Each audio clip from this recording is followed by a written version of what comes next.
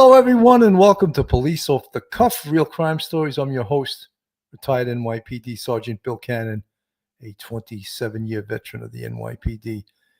You know, I don't know how, in a way, to present this, but a well-known writer by the name of Howard Bloom, you could see him in the thumbnail. He's in the corner there, sitting there with the big smile on his face. He writes for a magazine called Airmail, and all during this case from November 13th, 2022 on, the quadruple murders, he's tried to be relevant with this book that he is writing on this topic. And he has just recently come out by saying that the Kohberger motive, he knows a motive now, and it's related to his professor that taught him at DeSalles University. And the professor happens to be Catherine Ramsland, a famous serial killer professor that's well known. However, this motive is not true. It's absolutely not true. And in fact, Howard Bloom made it up. And I find it especially egregious because, first of all, we, the professional law enforcement community, and us retired professional law enforcement community, we know that motive is not a necessary element to get someone convicted of murder. But Howard Bloom is throwing this out there because he wants to sell his books. And the most egregious thing I find out this is that all of these mainstream media, big podcasts, big TV stations, are putting Howard Bloom on like he's this homicide expert, which he absolutely is not. And I'll tell you one thing about Howard Bloom. He's an excellent writer. I will give him that much. He is an excellent writer. He's a 2-time Pulitzer Prize nominated author. But I find him, this is a little bit out of line here. So folks, hold on to your hats. Hold on to your loved ones. Hold on to your cup of coffee. Hold on to your wig. Hold on to your toupee. You're about to enter true crime from a police perspective. You're about to enter the off-the-cuff zone, the police off-the-cuff zone.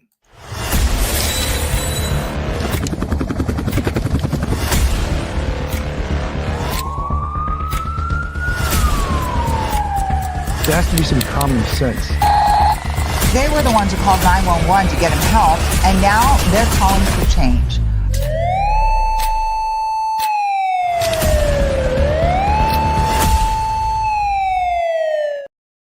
And now a word from our sponsor. BetOnline is the world's most trusted betting platform and your number one source for all your sports betting action.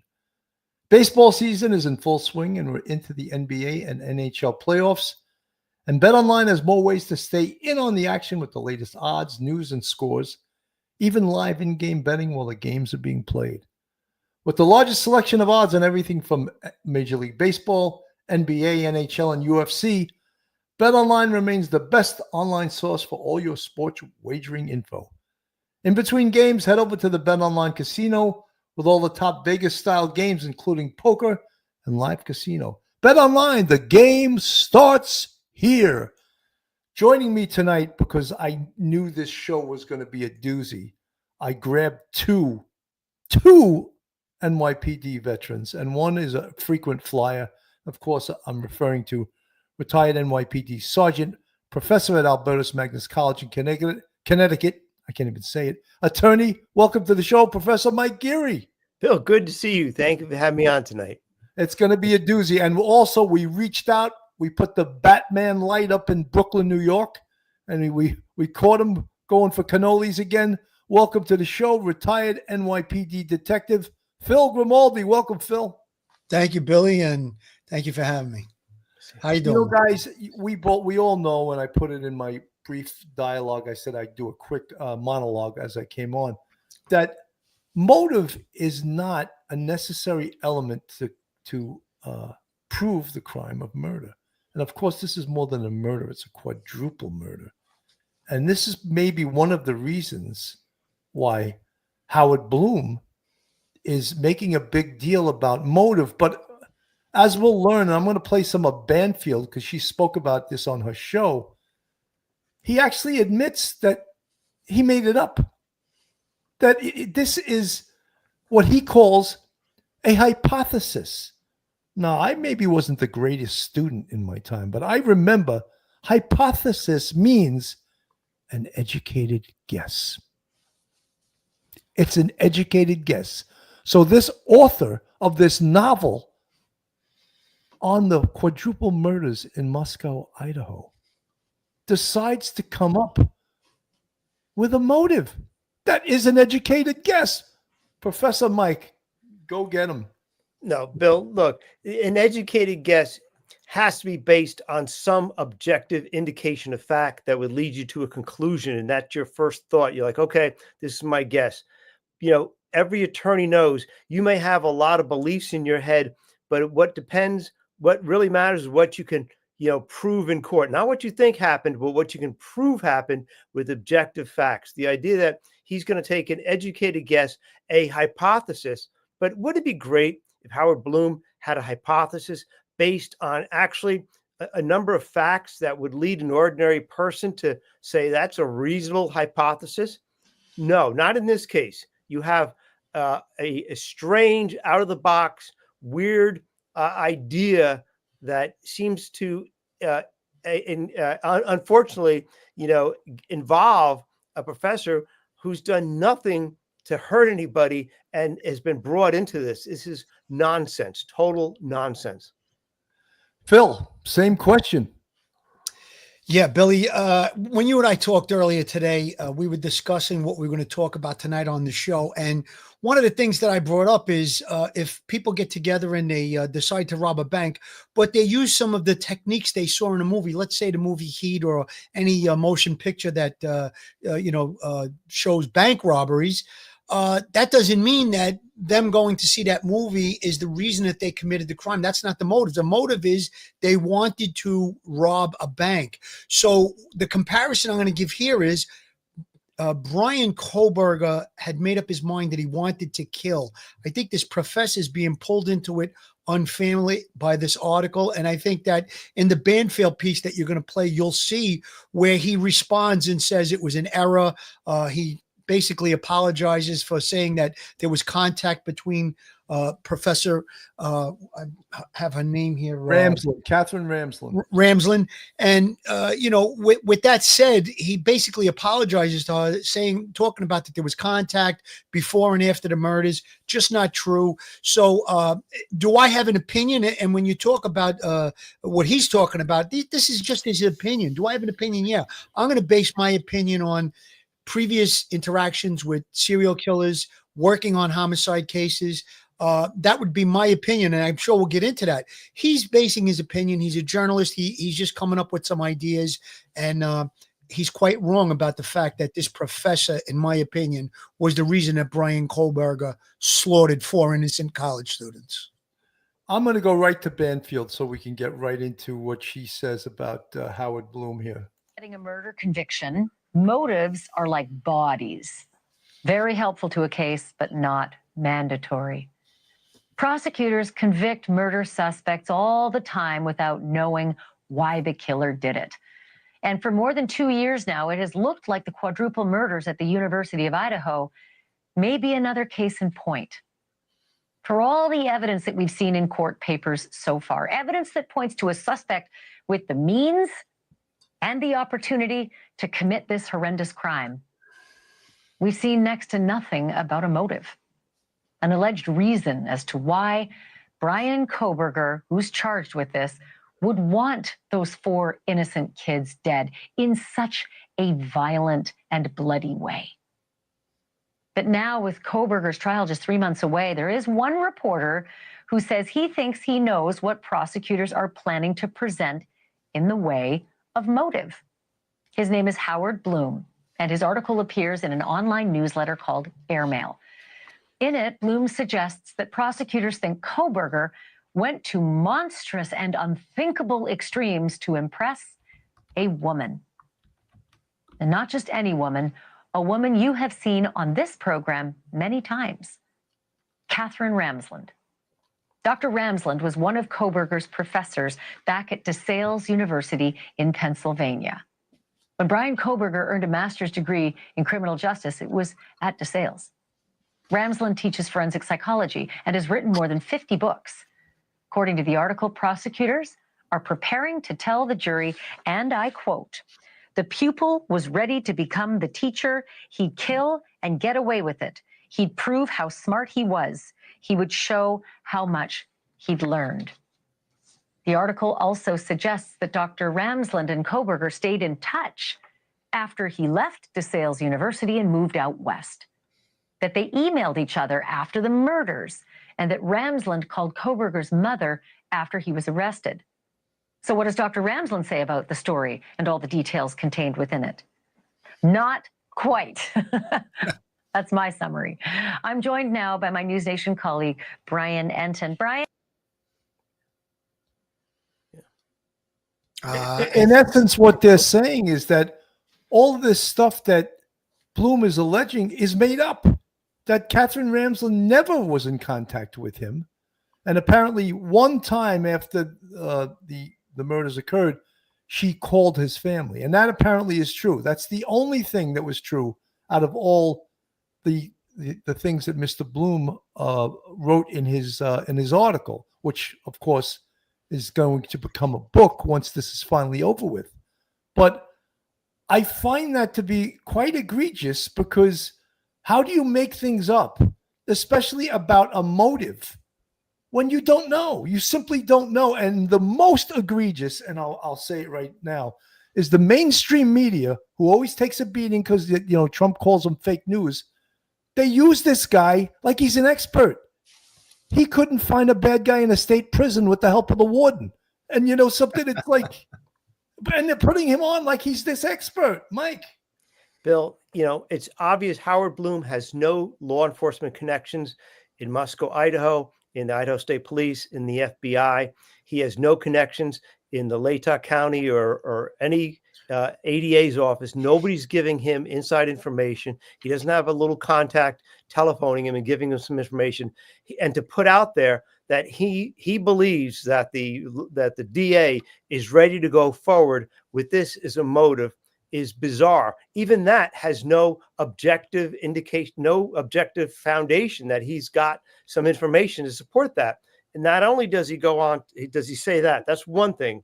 He said that that Dr. Ramsland and Kohberger were in contact through email a number of times before and after the murders. That Ramsland is now going to write a book with Bryan Kohberger's sister to talk about this family dynamics and stuff, and how do you deal with this sort of thing with having a family member as a killer. That Ramsland was a go-between between the family and I think and Ann Taylor. And Ann Taylor, right? And Ramsland called Kohberger's mom, and it was helpful to make travel arrangements for her to go out to Idaho. I mean, this is all denied by the Kohberger family. I mean, by Dr. Ramsland, at least. Right. All denied by her. Nothing has any objective, factual foundation. He's making it up. He's attributing things that he's making up in his mind to actually, it's like he's projecting towards other people and actually roping other people into his fantasy. And people may misread what he's saying. And, you could hurt people's reputations by trying to rope them into your narrative about what you think may happen, when what you think may happen is based solely on your own fancy and not on any objective reality whatsoever. And that's pathetic at this point for somebody who thinks that they are, who already wrote a book on the case before we even got into trial. That's pathetic. I'm going to read a couple of paragraphs from the article. Want to kill someone? Hate will get the job done every time. But then again, the heart has many resources. And in a pinch, love is all you need. All along, this has been the big question. Why? Why would someone furtively enter an off-campus house just before dawn and armed with a hunting knife, savagely murder 4 University of Idaho students? Since the grim events of November 13th, 2022, it's been a perplexity that has fueled considerable speculation. And now, a despairingly long 2.5 years later, with the trial of Bryan Kohberger, the 30-year-old criminal justice graduate student charged with the killings, poised to start in August, a potential motive is at last coming into focus. It provides the prosecution with a narrative that, like many of the lingering mysteries surrounding the events of that tragic night, has no kinship with the conventional reason. Try, for example, wrapping your head around the disturbing fact that the two survivors were aware a black masked intruder had entered their house, had heard the accompanying tumult, yet waited 8 hours before calling 911, rising at about 7:30 and then frittering away the morning on social media, taking photos and calling parents and friends. It is an explanation, a hypothesis really, that becomes credible only when examined through a different manner of cognition, the inscrutable workings of Bryan Kohberger's mind. At its root, it is a love story of sort. Once upon a time, the yarn the state is hoping to spin begins. Bryan Kohberger was incomplete. It had laboriously strived to reinvent his life by the time he had enrolled in the master's program in criminal justice at DeSales University in Pennsylvania. He kicked his heroin addiction, lost more than 100 pounds, turned his body into a fortress through exercise, a vegan diet, and boxing, and made his way out of a dismal community college, and yet something was still missing. Then he found his calling, forensic psychology, the new science of exploring the dark caverns lurking in the recesses of criminal minds. And as luck would have it, he'd also found an unlikely friend and champion to guide him, Catherine Ramsland. Wow. Bill, I got to make a comment. Go ahead, Phil. That's why you're on the show. You know, listen, Howard Bloom is not here, and I don't think he's going to be able to defend a lot of what we're saying. But the fact that he's not here, I'd just like to comment on what he's putting out there. It sounds good. It's kind of salacious. It's an interesting theory, but it's only an opinion. The thing is, he brought Professor Catherine Ramsland into this as saying that the motive lies solely in her lap, the motive for the killing of 4 innocent college students. So I think that that's where he may have crossed the line. Listen, everybody's entitled to an opinion. We know everybody's got one, but I wrote down about 5 or 6 things, what I think, my opinion, what the motive could be in this case. And I'm basing it on my interactions with serial killers, with murderers, investigating homicide cases for over 22 years on the police department. So he's using his journalistic integrity and value, but he's compromised it, it seems, this time. Now, if he were here, I would love to ask him some questions like, how did you come to these conclusions? Why did you make a statement and then backtrack when you were challenged with it and sort of make an apology? So we don't know. There has not been a clear and specific motive put out into the public forum with regard to Bryan Kohberger's motive for why he killed these 4 individuals. But there's a lot of other stuff that would lead me into obviously a mental health crisis.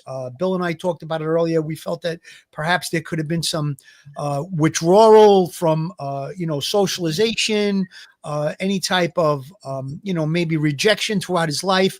It may have started from when he was very young. There could have been, family issues. And then obviously self-medicating with heroin. He had a heroin addiction. And then he does that, which you talked about, Billy. He does that turnaround where he loses a whole bunch of weight and he tries to regain, maybe his place in society, to have a romantic relationship with the opposite sex.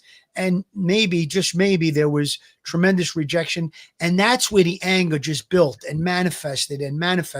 Now he's a major in criminal justice and specifically studying serial killers. And you put all of that together, and I think that's going to wind up being your motive. There's self-medicating, there's rejection from the opposite sex. Maybe he had some fancy. In any event, we don't know, and right. It's not out there. There is no. It's undetermined. It's undetermined. So to suggest that it was his relationship with Catherine Ramsland which became the motive, that's outrageous. I want to go back to Banfield. And whenever there's a big Kohberger story that drops, people go bananas. The internet, lights on fire. But we've been burned on some of these before. So talk to me about how Dr. Ramsland is responding to Howard Bloom's report. Yeah, actually, we really have to be careful with some of these reports as we get closer to the trial, because Dr. Ramsland is saying that most of what is in this new report is just flat out not true. Now, of course, Dr. Ramsland was Bryan Kohberger's professor in Pennsylvania when he got his bachelor's. She was his forensic psychology professor. When he got his master's, she was his behavioral criminology professor. But in terms of this whole like love story and the fact that they have been in communication, she says, just flat out wrong. Let me read you a statement that we got from Dr. Ramsland that really sums some of this up. She says, I had no email correspondence with Bryan Kohberger while he was at WSU. So that right there, I mean, the article said she did. She says flat out no email correspondence with Bryan Kohberger while he was at WSU. He has not been in touch with me since his arrest. I called his parents as a gesture of kindness, but I do not advise them about the case. I did not call them hours after the arrest, as Bloom claims. I have never talked to his sister about any book. That was something that came up in the article. I never mentioned Kierkegaard in my classes, another thing that came up in the article. I did not broker, which is a word that Bloom used, anything regarding a lawyer. I have not been invited by the Kohbergers to Idaho. I don't know where they'll be staying. I don't know who Bloom's source is or why he reports information for which he has no proof. So that's what she's saying. I think what stands out to me the most, Ashley, is she is flat out saying that she has had no email correspondence with Bryan Kohberger while he was at WSU and has not been in touch with him since the arrest, which Bloom said literally the opposite in his article.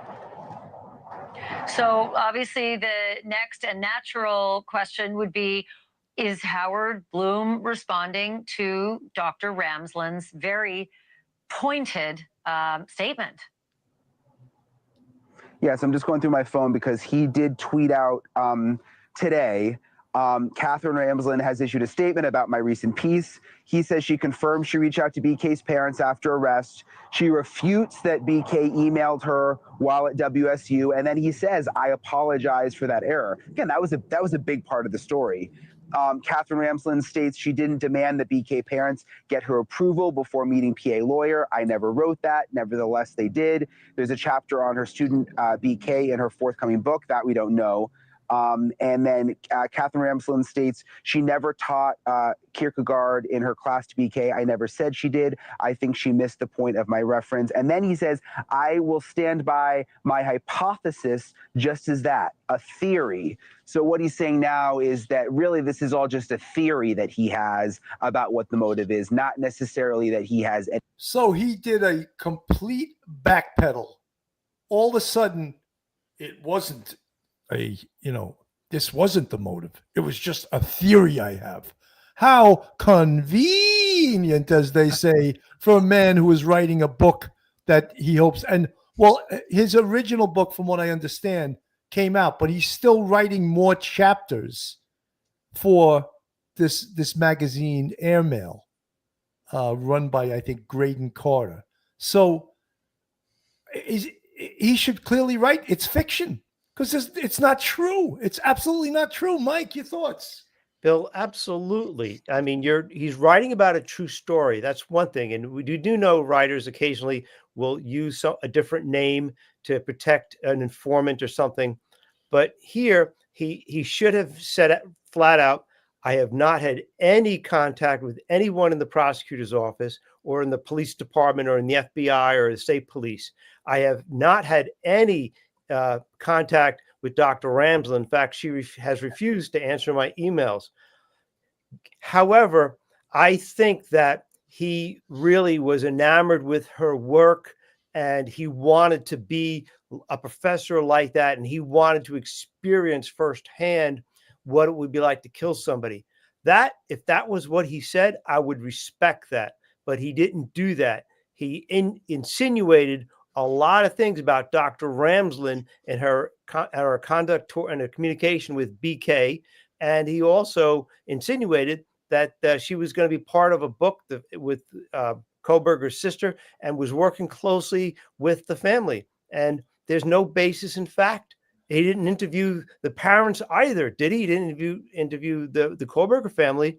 He's interviewed no one. And he's sitting there, I think, desperately trying to stay relevant on the eve of trial. And this is what he comes up with. He should have done it in a much different way and be totally honest and forthright with the readers. He didn't do that. And to say now he's hiding behind the word hypothesis, that doesn't really comfort me when this may actually affect I hope it doesn't, Dr. Ramsland professionally. Somebody like Bloom, that he should not have done that. Not at all. Absolutely. Janet stuttered from the chat. No, but he writes as though it's factual in the beginning. He lets you know it was speculation, but exactly that. And, he also, as I said, has been on numerous really high level, I'm not going to say the person's name, podcasts and TV shows. And he speaks as if he is an expert on investigation, an expert on a homicide investigation, an expert on serial killer, and he's an expert in nothing. So that is disturbing to me because, first of all, why does the mainstream media use him as this expert? And he's not an expert.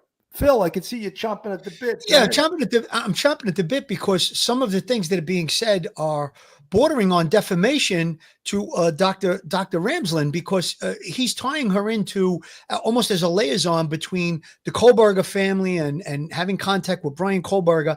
I think that's got a very negative connotation in society. I mean, she might be getting threats, so you're really bordering on almost like, a defamation here.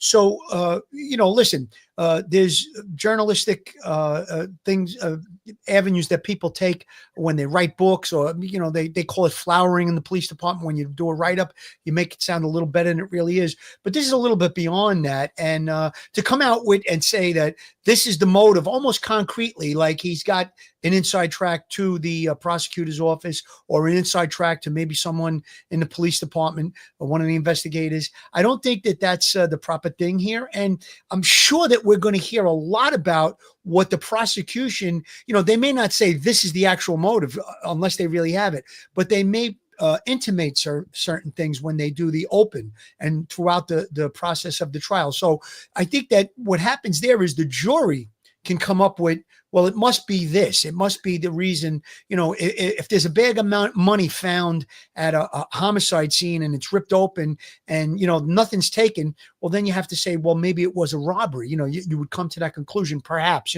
So I think that once the trial gets going, all the facts, we don't know everything that took place with this investigation. We have small pieces of it. We have large pieces of evidence, but we have small pieces of what did they know and find out from Bryan Kohberger's computer, from his cell phone, from his past history with the victims. Is there a connection? There's a lot of things that we don't know. So once the trial gets going, and perhaps the prosecution may say, well, we believe this is the motive, or they may just state a lot of different facts and let the jury come to the conclusion on what they believe the motive is. And we said right from the onset, motive is not one of the necessary things that's needed for a conviction. Sometimes there is no motive given at a prosecution or during a trial, and you still could wind up with a conviction. So it's not a necessary element that there has to be a motive.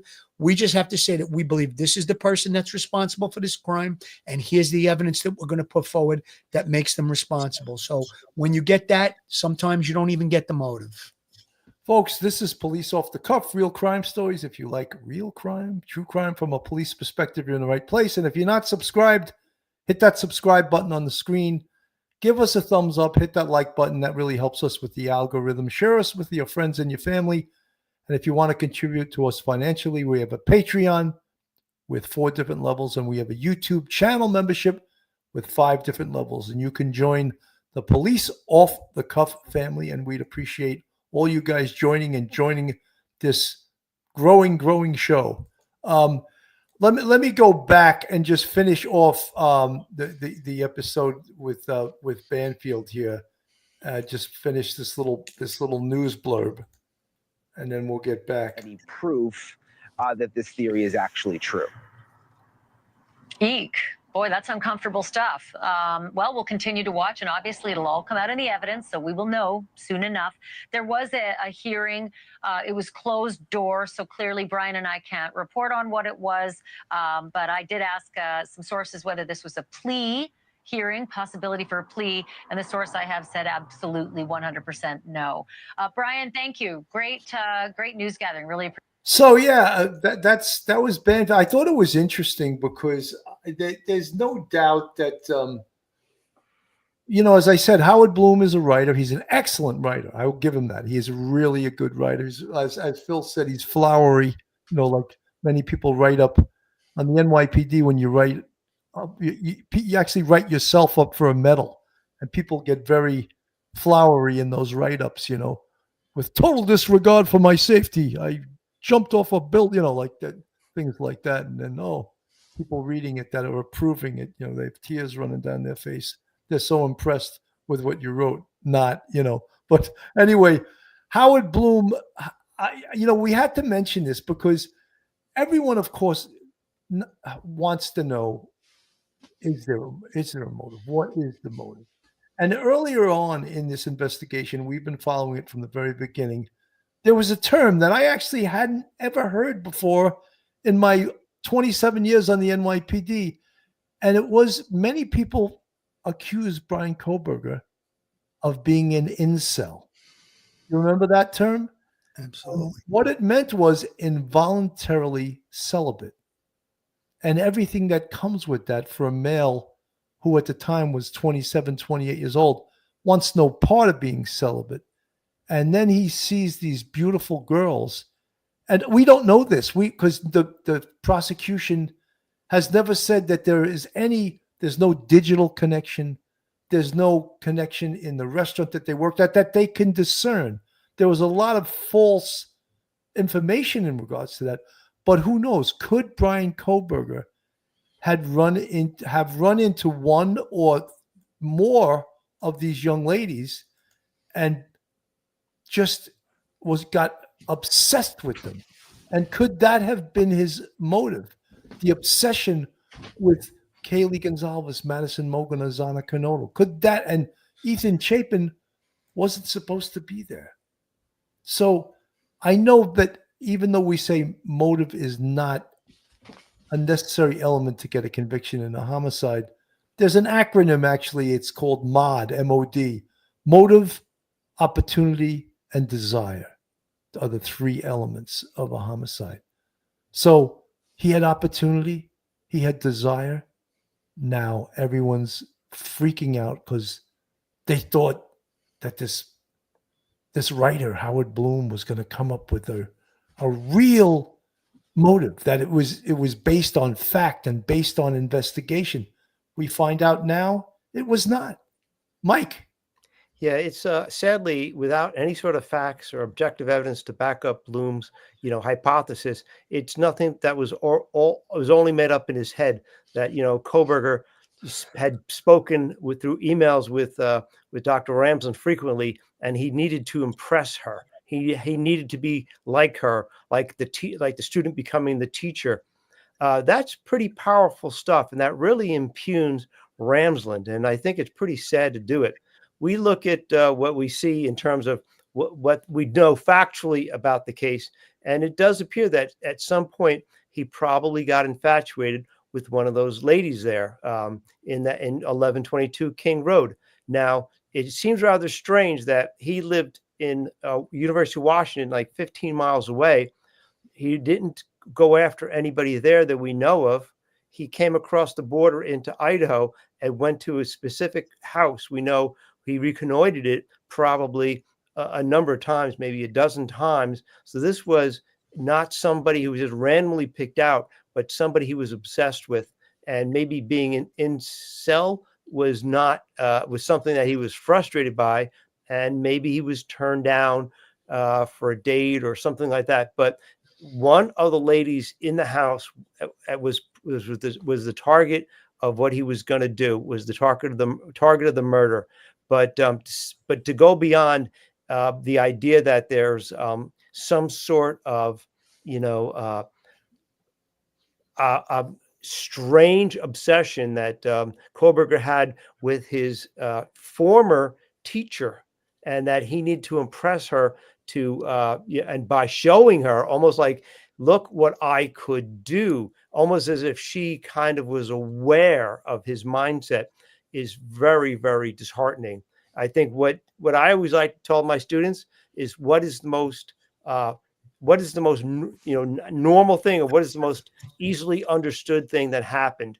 And in this case, it's probably a young man who was not getting along with ladies. He could not find any sort of intimacy with a lady. He was incel, and perhaps he was turned on by one of these girls and he became obsessed. I think that's the most probable. I want to play a little bit of Dr. Joni Johnson. We interviewed her about a year and a half ago. There's potential evidence of stalking behavior. I mean, I don't see any indication whatsoever. Now, if there's a sentencing, could this be a mitigation? There'd be some attempt to say, well, let's look at his childhood. Let's look at the fact that he was bullied. Let's look at all this, try to take the death penalty off the table. I would imagine that would be something that would be argued just almost routinely, right? To try to, mitigate the death penalty. But from a guilt standpoint, I mean, the kind of things when you look at the research on who is successful in an insanity plea, it's almost always somebody who has a history of psychiatric hospitalizations, somebody who has a previous diagnosis, such as paranoid schizophrenia or bipolar disorder. It's not like the person all of a sudden becomes, insane and commit a crime. There's a history there.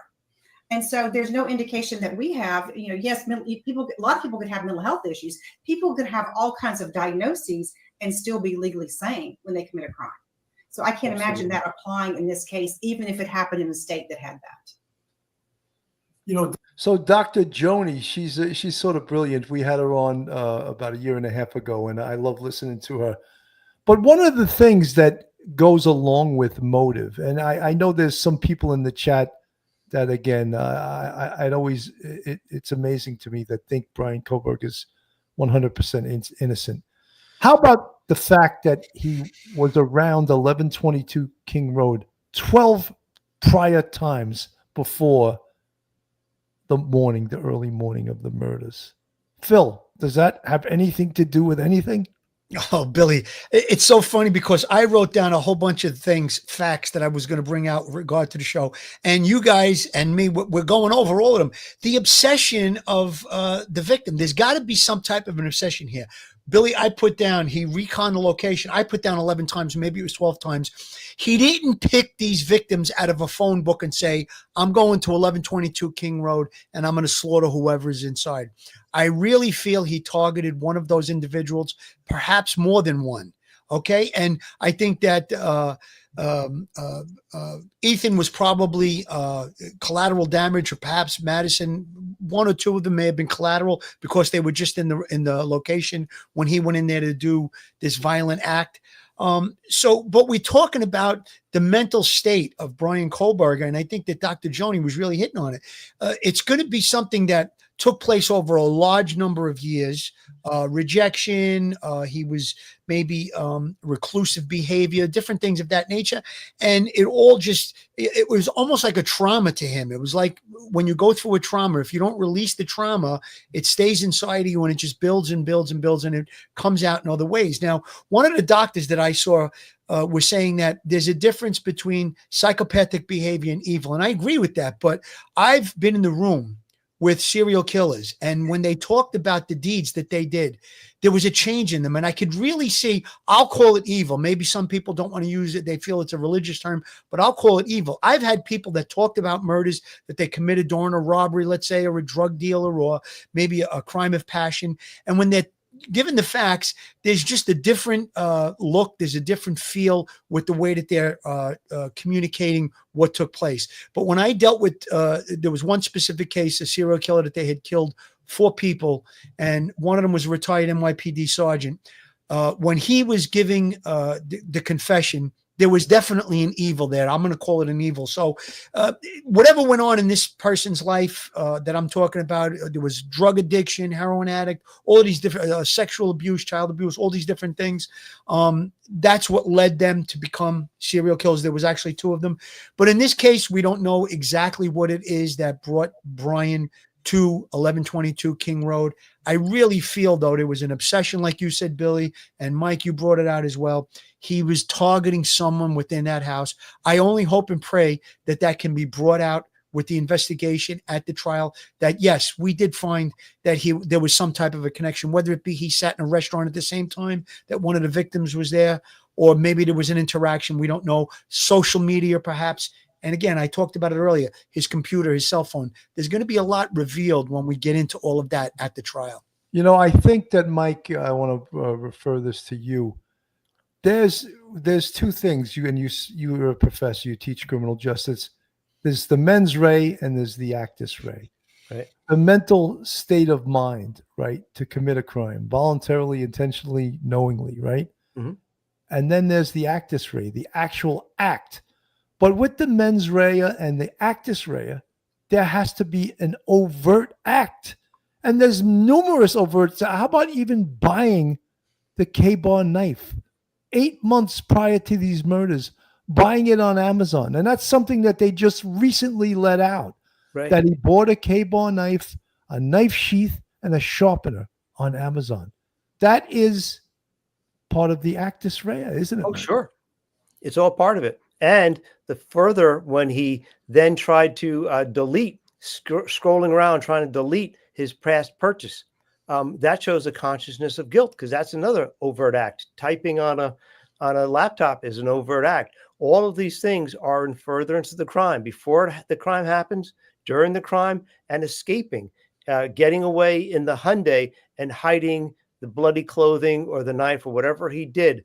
That is all part of the actus reus. To begin planning it, acting it out, doing it during, and all in furtherance of the crime, escaping from the location.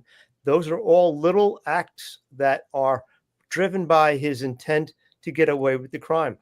So therefore, they work together. There's a synergy between the 2. You know, Schmitty just asked, what is the selfie, this selfie that we have on the screen, taken at 10:30 in the morning, 10:30 a.m. on 11/13/22. What is that indicative of, Mike? To me, if I look at his phone and there's 25 pictures of him coming out of the shower and saying, "Good job," it may not mean a lot, but it does mean something, because that shows that what he actually looked at is a very good representation of what his face looked like on the day of the homicides. And therefore, any sort Dylan Mortensen's explanation to the police that the guy had bushy eyebrows, that's why that was so important. That's why Ann Taylor wanted the selfie out. She wanted any reference to bushy eyebrows out. Now, if that was the only picture that he has on his phone, not only does it show what he looked like that day, but it does show some sort of satisfaction. Let the prosecution argue that he has a satisfied look on his face, like he accomplished something, thumbs up. Let the defense argue that that gesture with his thumb is meaningless. But I think it's an excellent photograph, because of what I think it reveals, what he looks like, and possibly job well done. Good job. I did a good job. Mike, what hours after the homicide. You know what it says to me? It says what a lot of serial killers do, and that's a trophy. Mm-hmm. This is a trophy, because he can watch this, or if he got away with it, or he could look at this picture years after this and get off on it. That was the morning of the 4 murders, And look how I looked, and he's almost. He's celebrating it. It's celebratory. There you go, Billy. That's right. And I Right. find it extremely disturbing that this is a celebratory picture that he took on the morning of the murders, 10:30 in the morning. And the other thing is, when we talk about preparation for this, And, you talk about motive. If there was motive and he was, in fact, stalking one of these young girls, and we don't know that, and I'll say that right now, but he did a lot of things in preparation for it. He had a killer's kit, didn't he? He had to have the K-bar knife, the sheath, and then he had clothing that would cover his other clothing that he could get rid of after the deed, because when he got blood all over it, it had to be expendable. He had to bring perhaps garbage bags with him that he could have put the bloody clothing in these before he even got into the car, and then disposed of these. The other thing, such an overt act, is the turning off and on of his cell phone. Consciousness of guilt, or an overt act that was preventing him from getting caught, because he's a PhD student. And he knows one of the first things the police are going to do is they're going to try to track his cell phone. So he knows that. So he turns it off at, I believe, 02:30 in the morning. And then in coming back later on, he turns it back on because he figures, I'm out of danger now. But it also shows that I believe the white Hyundai was outside 1122 King Road at 9:30 in the morning. So he went back there. Another thrilling thing for a serial killer to do, to go back to the scene of the crime. Phil. Yeah, Billy, I got to stay on that photo, that selfie. There's something about that selfie I want to bring out. Now, when you're going to be in that jury pool, let's say, and you're going to hear all the evidence, before that selfie comes into play, they're going to talk about all the different things that are going to link Bryan Kohberger to the murders at 1122 King Road. And then they're going to put up this selfie. You're going to look at this selfie. You're going to say they have a timestamp. They have a date stamp that just within hours of slaughtering 4 people, he takes that picture right there. Now, what is that going to tell the jury? That's going to tell the jury he was celebrating. Mission accomplished. Do you remember when George Bush was talking about Desert Storm and he landed on an aircraft carrier and he jumped out of a jet plane and he said, mission accomplished with his thumb up? That's what Kohberger is signaling here, in my opinion. And I think that when the jury hears all of the evidence, the DNA on the knife, the car being at the scene, the shutting off the cell phone, the 11 times he recons, and then we know by fact, this is going to be 100% solid that this picture was taken on the morning of the murders, just a few hours later, and he takes a selfie with his thumbs up. That's going to be very, very powerful, in my opinion. 100%. Emily Parkinson, thank you so much. Emily has just gifted 5 Police Off the Cuff memberships to 5 lucky people. Emily, thank you so much. It's very generous of you. Yeah, this photo says so much.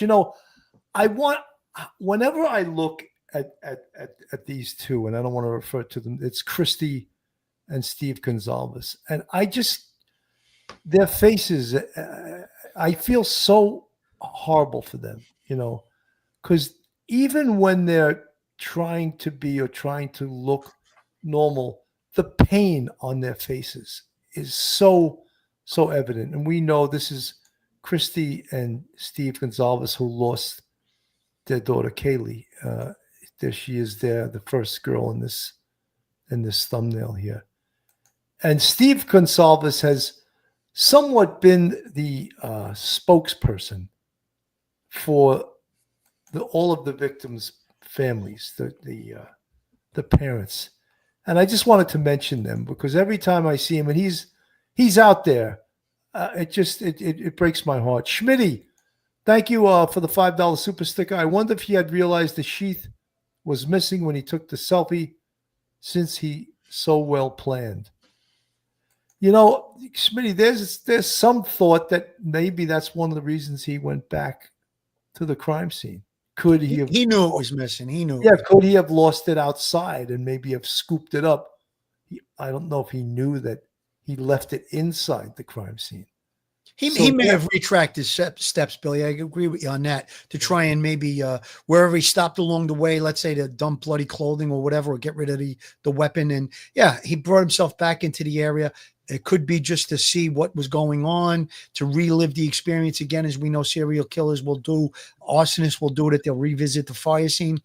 Or it could be exactly what you're saying, Bill, that he went back to try and retrieve. He had to know it was missing. He had it before he went out, and when he came back, and all the the haste to get out of there, to escape. All of a sudden he realizes it's missing, and he may have gone back to look for that, because that is a very important, probably the most powerful piece of evidence that I think has been disclosed to date.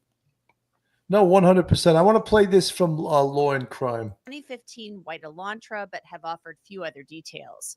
Kohberger faces 4 counts of first-degree murder and 1 count of felony burglary, and will have to be extradited to Idaho to face charges for the murders of Kaylee Gonsalves, Maddie Mogan, Ethan Chapin, and Xana Kernodle. Police executed a search warrant at Kohberger's apartment in Pullman, Washington, Friday. Kohberger was a PhD student at Washington State University, studying criminal justice and criminology. Washington State University is about 10 miles from Moscow, Idaho, where those murders were committed on November 13th. A spokesperson for the university said Kohberger had just completed his first semester in the program. Before WSU, Kohberger was a master's student at DeSales University in Pennsylvania, and one of his professors was Dr. Catherine Ramsland. She teaches classes in serial killers. She's a forensic psychologist, and she has actually appeared on some of Law and Crime's podcasts, including Sidebar and Cocktails and Cocktails. This is what she told Sean Stix Larkin about her work earlier this year. I actually consult on death investigations. I do police trainings. I talk about profiling and psychological autopsy, which is really about suicidology. So I have a whole class just in that. And I have a class in dangerous minds that I teach at the undergraduate and graduate level. And that is really about extreme offenders, which is mass murderers, spree killers, and serial killers. So that's primarily what I do most of my work on, and most of what the students want from me. That class fills up very quickly. I actually spoke with a student who was in that serial killer class with Bryan Kohberger, and he told me that Kohberger often interrupted Dr. Ramsland, talking over her as if he knew more about the subject matter than she did. Now, in that interview with Sean Stix Larkin, Dr. Ramsland talked a little bit more about how she became interested in studying serial killers. It chose me more than I chose it, but I love it. I think it's really interesting, and I'm constantly finding new ideas, new motivations. You know, we have formulas related to serial killers, but for example, I spent 5 years talking with Dennis Rader, the BTK serial killer, because he defies many of the formulas. So I thought that was interesting. I wanted to know more about that.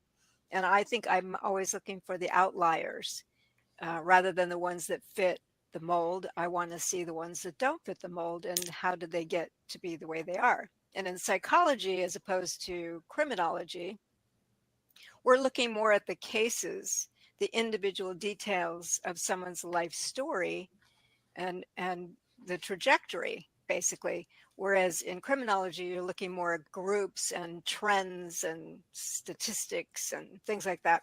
I'm much more interested in just the case details. So that's why I like talking to people who are willing to explore how they got to be the way they are. And, you know, I can spend many hours doing that. So I didn't choose it, but I'm really happy I'm in this field.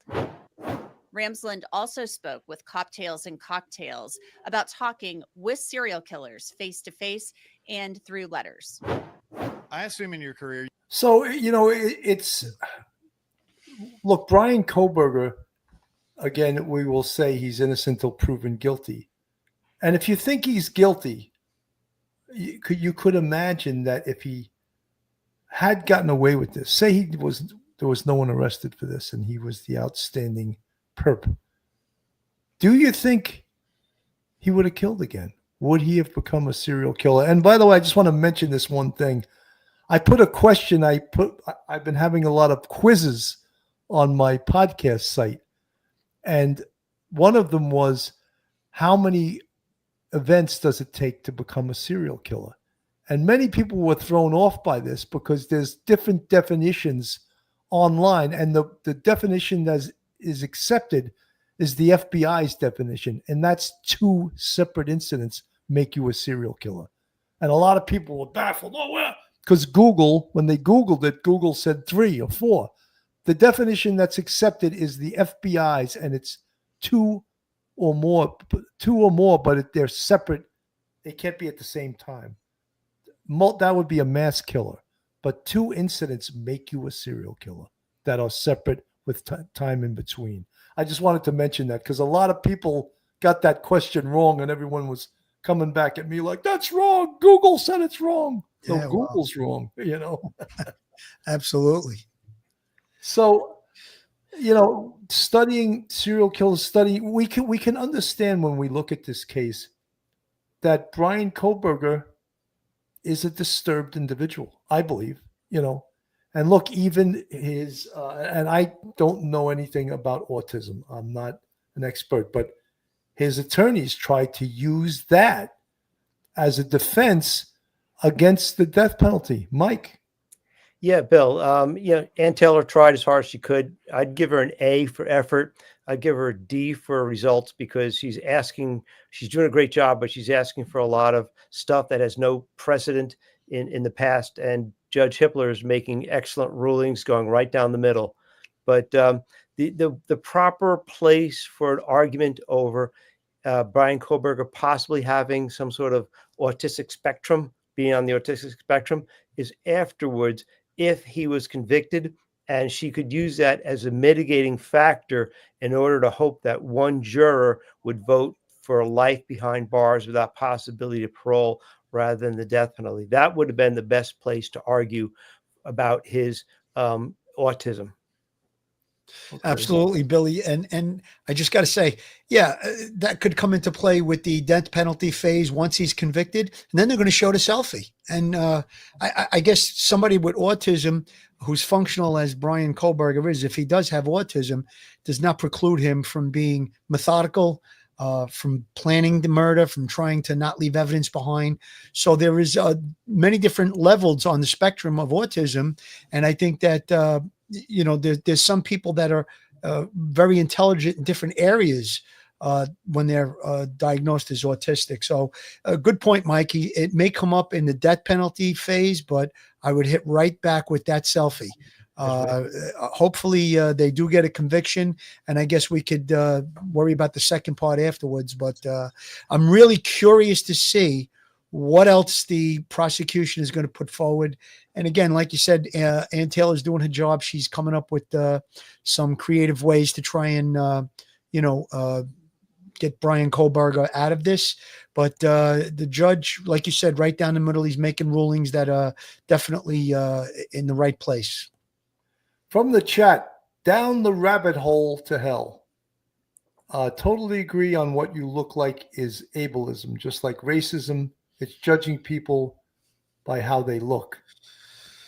Well, something, Bryan Kohberger, if you're referring to the selfie, there was more than judging him by how he looked. It was making a statement, taking a selfie the morning of those murders. So I'll leave it at that. There actually used to be a whole science about how people look, the shape of people's heads, the shape of their ears. Phrenology. Yeah. Phrenology. Yeah. I don't know if it looked as junk science. It's probably been disproven over many, many years, but at one time it was thought to be an actual science. Yeah. Well, with regard to that last comment, though, Bill, again, I'm going to make the point.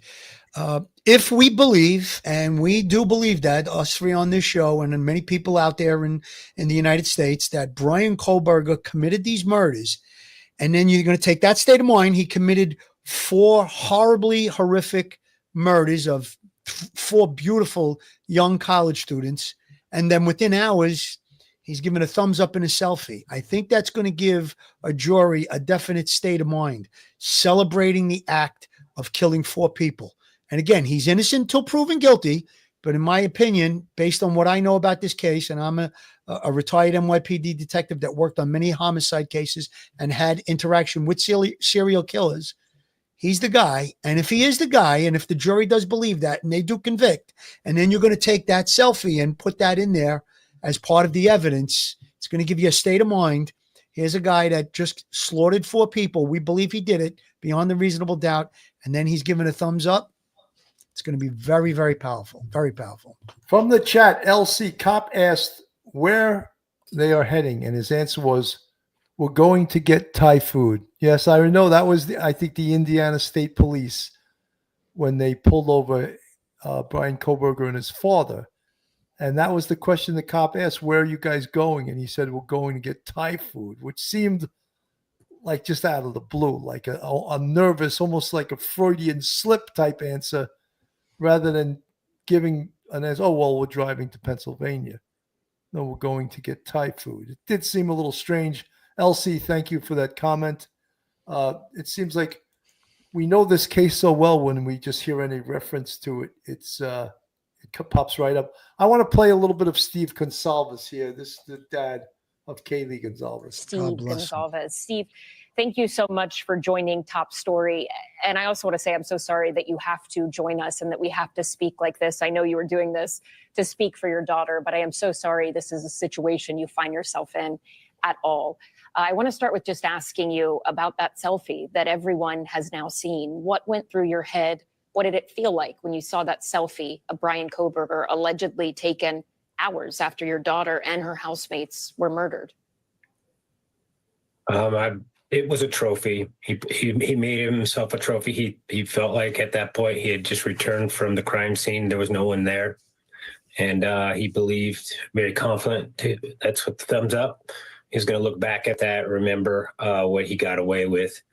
And, it's a challenge to Idaho to let everybody know that, he thought he could kill people in our state, get away with it. He was far smarter than everyone else around him. And, he studied it. He's trying to be a PhD in it.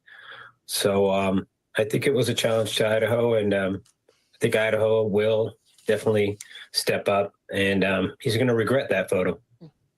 Steve, I want to also ask you about one of the requests the defense is making to the judge, asking that they do not allow spectators to wear T-shirts with pictures of the victims on them or anything like words in the memory of. How does that make you feel? It's petty. I don't worry about it, though. My daughter's, justice and getting this conviction is much more important than wearing a shirt. I've never worn a shirt in court. They'll never be able to ever show that I ever did. So, when you got somebody facing, death row, you probably should focus more on, the case and the evidence rather than who's going to be in there witnessing it. The defense has also claimed that they're going to present alternate perpetrators. Do you believe there is anyone else involved in the murder of your daughter and her housemates? No, not at all. There's surveillance all around there. You're going to clearly see who was coming into the place and exactly when they were leaving and what that vehicle looked like when it took that corner. This case is solid. It's super solid. And, we look forward to it. They're just trying to delay it, but, it's time to pay the piper.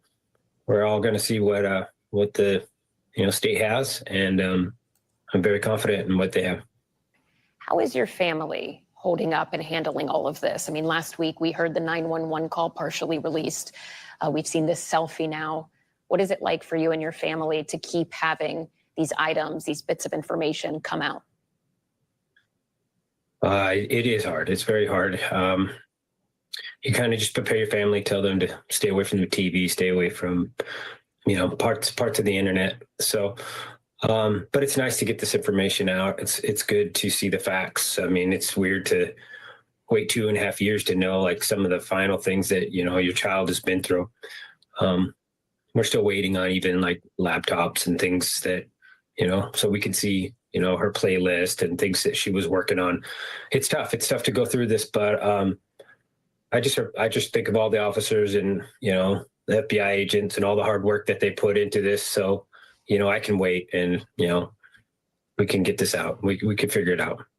As we move closer to seeing Bryan Kohberger actually face a jury and answer to these charges, what for you and your family is the thing you hope people focus on the most when that coverage really gets in full swing? What is it you hope people don't forget about what y'all have experienced or about your daughter? I think if people can concentrate on how much victims they were, how these people were just going through their everyday life, trying to be educated, try to be like the best type of human being that you could possibly be. And even having all the way from like their meals that they shared together, till their Uber ride. They weren't drinking and driving. They weren't doing anything bad. And come home and to go to your bed and to have some stranger he's not even a part of our state. He just didn't even belong here, and to have that person sneak into your home and kill you in your bed. If there wasn't ever a moment for people to rally together and say, it's time to take this to the full closure and have a message that's out there so we can kind of point to say, we put our foot down right here. And, when we have these school shooters and people that do these mass murders, maybe we have to start, putting our foot down and taking it to the darkest part, all the way till we finalize these people. And then maybe we can stop having these so often. Have you been able to speak to any of the other families, Ethan's family, Zaina's or Maddie's?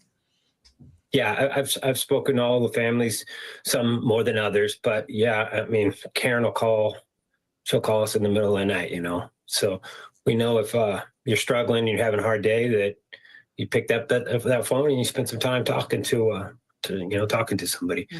And I love talking about Maddie all the time, so it's it's pretty easy for us to do. Are you and the other families confident right now that prosecutors have what they need to get a conviction here? Yeah. They broke that down early on, and they basically outlined a couple different scenarios. And one of those was, hopefully this person comes out and says that he was framed. Was ideal, because that basically just means there's so much evidence that he just can't combat it. We didn't think we'd get as lucky as no alibi. We thought he'd think it out, and he is a smart guy. I figured he'd have some better way to explain what he was doing that night. I could think of a lot of better ways he could have done it. Really tricky stuff, but he didn't. And luckily, the case is going to be, it's going to be handled, and we'll get the eventual. We'll never get our kids back. I take that over any of this, but this is the best that we can make of the situation that we're in. Steve Gonzalez, thank you so much. I am so impressed with Steve Gonzalez. How he is still functioning. He still works a job. He still has to take care of his family, and he still has to live with this every single day of his life. And from someone that worked for 10 years in homicide and dealt with the families of murdered people, I'm so impressed with Steve Gonzalez. And it's, the pain on his face and the pain on his wife's face when I put that picture up on the screen, it just never, ever goes away, or will ever go away. Phil? Yeah, there's something that I always say about victims, and they talk about closure. The families, there's never going to be closure in this case and in a lot of other cases. I think that as time goes on, you're just able to live with what took place, able to move forward. I don't know how he's doing that. I don't know if I could be as strong as he is. And you're right, Bill. I really tip my hat to him and his family that they were able to be part of waiting for the process. It's got to be eating them up alive, and you could see the hurt in their faces. Even if Bryan Kohberger is convicted and eventually sentenced to death, that's something that would be way, way, way down the line. I still don't see that as any kind of closure. Is it justice? Yeah, it's justice for sure. It's justice that we have within our country with our criminal justice system. Is it going to bring the victims back? No, it's not. Is it going to turn off the hurt? No, it's not. So I don't think that you ever get closure in situations like this. I've said that before, and I'll say it again. What you do get is you get justice for the victims, hopefully, and you get just able to move forward day by day. I think that's probably how those people get by. And I can't even imagine how I could be if I lost one of my children, and in such a violent and vicious manner. Absolutely. Folks, there's a lot of new people in the chat. I see. Make sure you hit that subscribe button, give us a thumbs up, hit the like button, and share us with your friends and your family. We started out the show tonight talking about what was the big story, was that an author named Howard Bloom, who I have in this thumbnail that I showed everyone, said that he knows what the motive was in this case. The Kohberger motive related to his professor, and his professor happened to be Dr. Catherine Ramsland, who taught Bryan Kohberger at DeSales University when he was going for his master's degree. But then we find out that this was not based in any fact whatsoever, but based on Howard Bloom's hypothesis, a hypothesis from an author of fiction, really, because that's what his book is, or that's what his articles on Airmail are. They're fiction because he's not staying with the truth. He doesn't. I think most journalists won't go with a story unless they have two or more resources, right? Two or more witnesses that tell them the same thing. Corroborated by two or more, yes. Right, corroborated, and he seemingly has no corroboration. Mike. Yeah, Bill, I think the best thing for Mr. Bloom, he's a great writer, I agree. But if he would just come out and just say, do the mea culpa, say, look, I blew that one. That was bad. I should not have, invoked the name of the good doctor in DeSales or pretended or misled people into thinking that I had some inside information on the prosecutor's office. Just say, look, I blew that one. That was a big mistake. Mea culpa. I'm sorry. I've learned from it. I won't do it again. That's all. People are really forgiving. And I think that would go a long way with Dr. Rowland to say, look, okay, assuage any sort of anger she has. But I think that's all it's needed. People are very forgiving, but admit what you did was a total bonehead move and move on. Get a laugh out of it and move on. I think that would be the best thing for Howard Bloom. Absolutely. Leslie, ABCXYZ123, I've taken enough psychology classes to know if you have OCD and you are a germaphobe, you will put gloves on to clean and take out the trash. Well, Leslie, he was under surveillance for 3 days at his Pennsylvania home of his parents, and FBI agents observed him wearing plastic gloves all the time, at times where it was a little strange to be wearing plastic gloves. So he was observed doing that. It wasn't just because he was a germaphobe. It was because he was preventing his fingerprints from getting on some of the things he was touching. After all, the DNA sample that the FBI got was from bottles that was removed from the Kohberger family's garbage pail. And the initial DNA sample that they had from the knife sheath matched his father. It came back to his father. And that's what they used to get probable cause to get a buccal swab, that's BUCCAL, from Bryan Kohberger, and a warrant for that. And then his DNA, almost 100, not 100%, but almost 100%, they say it excludes, 2 trillion people, or whatever it is. I don't know the exact mathematical equation, but it excludes so many people in this world that it has to be the person that it came back to.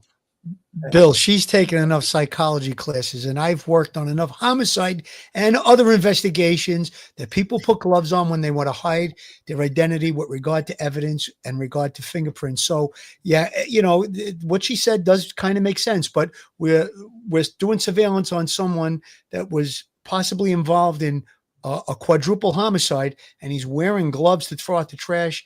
Germaphobe, okay, but throughout the day, no, not good enough. That's a consciousness of guilt, as Mike has said in the past.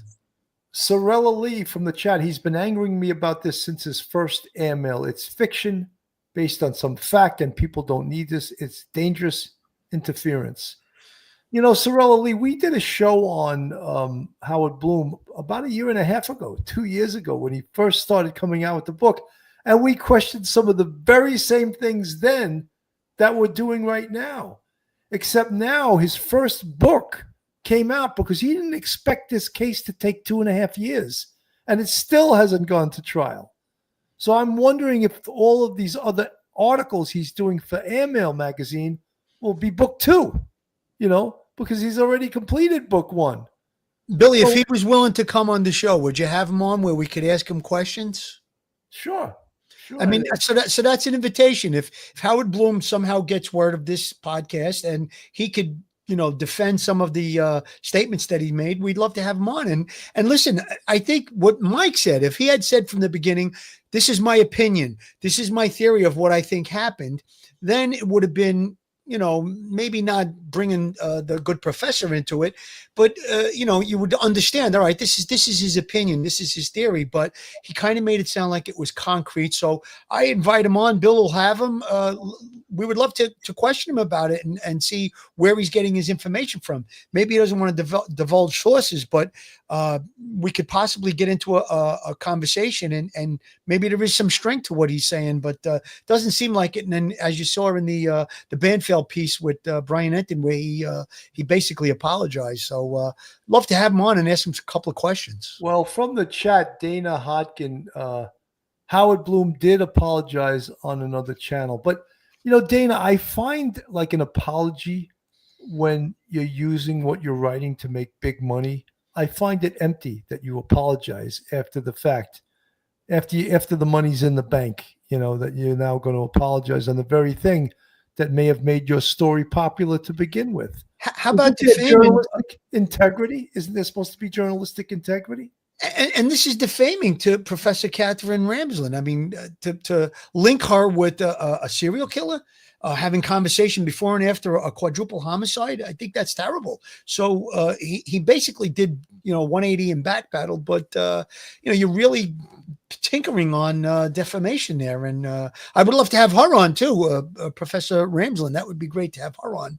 She seems like she's very knowledgeable when it comes to serial killers. So that would be an interesting show. And I think it was Schmitty in the comments said that Bloom reminds her of Johnny Ray from the Google Beach case, which we did have on. We had quite an exchange with him. We had a heated exchange, and he really is committed to saying that that his client was involved in the Gilgo Beach murders, and we had a different opinion that she's not. His client wasn't part of the people that were killed by Rex Schuerman. But I think there's a great comparison there, Schmitty. That was quite a good analogy. I as I said before, I think Howard Bloom's an outstanding writer, but I think that when you write a story like this that has so much emotion in a community in Moscow, Idaho, and now the case is being held in Boise, a quadruple murder of young students, I think you got to sort of be on top of what's true and what's fiction. And then when you get caught with something fiction, say, oh, it was just a hypothesis. Nah, I'm not buying that. Mike? Yeah, Bill, it's he should have made it really clear that he had no connections, that this was just came forth just from his head and nothing from nowhere else. That would have been better, but he didn't do it. Maybe he's caught up in, wanting so badly to be a little bit ahead of everybody else so that his articles and airmail will be like cutting edge.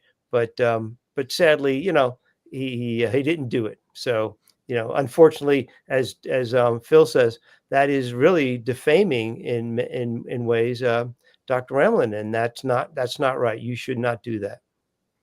If I can read a little bit more from his article, yet what the prosecution discovered, which has not been previously reported, is that Kohberger's relationship and tutelage with Ramsland did not end when he traveled across the country to enroll in the PhD criminal justice program at Washington State University.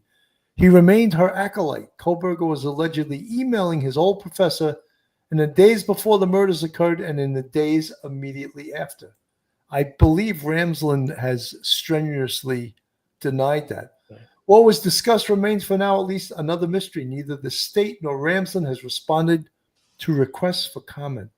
Nevertheless, the airmail has learned that just hours after Kohberger's arrest, Ramsland allegedly telephoned his mother to offer her wisdom and guidance to help a former student and his family through the looming ordeal.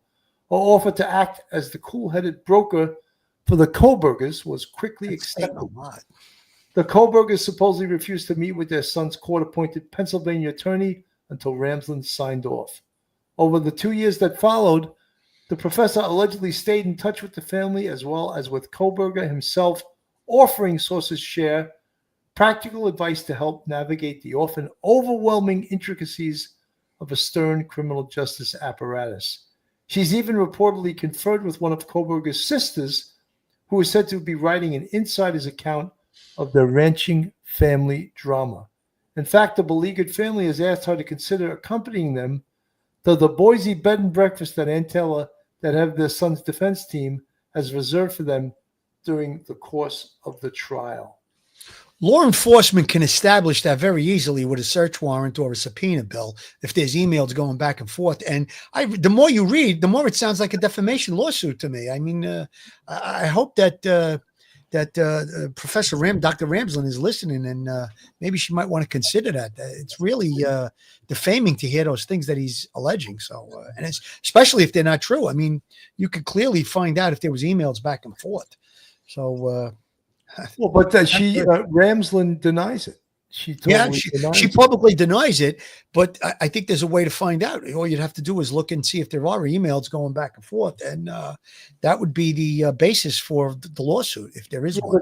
But the prosecution has no interest in that. This would have to be a civil. No, I'm talking about if you went into a civil lawsuit. That's what I'm saying. If you went into a civil lawsuit, you can say, look, here's my email list. There's no emails going back and forth, and he's making these allegations. How is he corroborating this? Where did he come up with these facts? And I think it's quite defaming. I mean, you would have to show that there was some type of, maybe somebody threatened her, or there's probably a little more that has to be done with regard to a defamation lawsuit. More has to be established is the right word, I guess. But just being linked to Bryan Kohberger, who we really believe killed 4 innocent college students, that in and of itself is defaming in my book. Absolutely. Well, we've been on for an hour and 21 minutes. Mike, your final thoughts? Bill, I think people should have a lot of confidence in law enforcement in Idaho, and probably Mr. Steve Gonsalves has been told a lot of information ahead of time, so that he's very, very confident himself. So therefore, we should all have confidence that Bryan Kohberger will be brought to trial, and he'll be given whatever justice he deserves. Absolutely. Phil, your final thoughts? My final thoughts, Bill, every time we do a show with regard to this Kohberger case, I would just ask you to please put up the pictures of those 4 young college students. And I just want to acknowledge Kaylee Gonsalves, Madison Mogan, Zainer Kernodle, and Ethan Chapin. God bless their souls. God bless their families. Look at the faces of those beautiful, beautiful young kids that were horribly slaughtered. I want justice for them, and I know that's not going to be closure. We talked about that, but let's hope and pray that everything goes well at the trial and these families get the just and deserved outcome, and let these people rest in peace. 100%. Folks, I want to thank everyone. I see a lot of new names in the chat tonight. Please hit the subscribe button, hit the like button, share us with your friends and your family. Give us the thumbs up. We're Police Off the Cuff. All of us are NYPD veterans. Phil, a retired detective, Mike and myself, retired sergeants. So we know a little bit about what we're talking about, I think. And I'm glad everyone tuned in. I want everyone to have a great night, and keep following Police Off the Cuff Real Crime Stories. We'll see you the next time. Have a great night, and God bless. Stay safe, everyone. One episode just ain't enough.